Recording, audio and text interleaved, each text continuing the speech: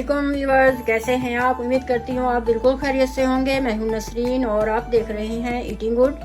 Viewer, आज मैं बहुत ही मज़ेदार सी मिर्चों की रेसिपी लेकर आई हूँ, मसाला भरी मिर्चें। तो चले हम जल्दी से स्टार्ट कर लेते हैं।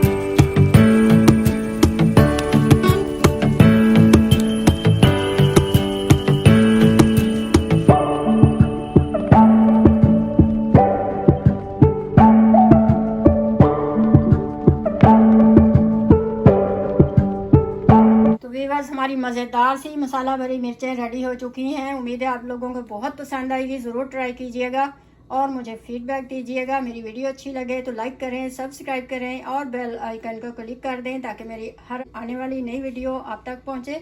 तो मिलते हैं फिर अगली वीडियो में, तब तक के लिए अल्लाह हाफिज़।